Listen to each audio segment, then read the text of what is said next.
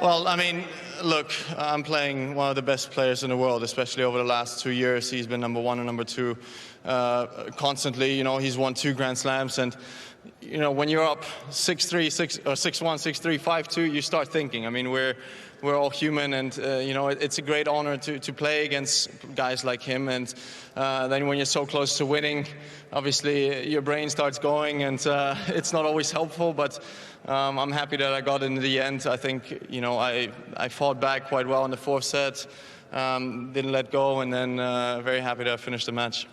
Yeah, it was never going to be easy with Carlos. Never. He's such a great fighter. You've been playing lots of tough matches this whole tournament. You've played a lot of time on court, a lot of sets. How is your body holding up? We saw you get the medical timeout with your feet. They're all taped up. Give us an overall assessment on what's going on with your body right now. I feel fine. No, we're not going to play this game. Not going to play this game. Novak played that with me last year. Come on. I mean, are you dealing with blisters? What's going on with the feet? Yeah, well, I have a lot of blood under my toenails, so that's quite painful. You know, I take them out every single match, but then obviously when you play and when you run a lot, they come back. So yeah, just had to retape it. But you know what? I would much rather feel the way I'm feeling right now, with maybe a bit of pain here and there, and be in the semifinals, than be at home right now and watch this tournament. So that's why I'm saying I'm fine. I'm happy to be here, and I'm ready to get going.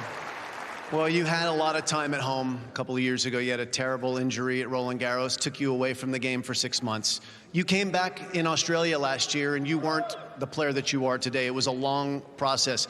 How difficult has that journey been over the last 12 months to reclaim your game? You're now into your 2nd major semifinal since then. It's pretty darn impressive. Yeah, thank you. I mean, it was a very difficult moment, obviously, in my career and in my life generally, because you know, even if I would have lost that match against Rafa at the French Open, it's Rafa, anything can happen, and obviously he's won it 14 billion times. So I think a lot of players have lost to him there, but you know, having in the back of my mind that I need to win 1 match in the next 3 months to become world number 1.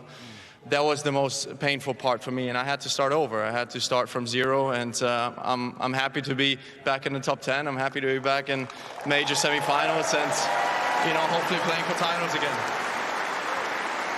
So let's look ahead to the semifinals. Now that you're there again, you get a day off tomorrow. You'll be back on Friday. You'll have an opportunity to take on another very tall, talented player like yourself and Daniil Medvedev. You guys have played a lot, but this will be your first time playing in best of 5 and in a major. What do you expect from that match? Yeah, he's been kicking my ass a lot over the last year or so. But maybe this will be it. This will be the place. I mean, I don't know.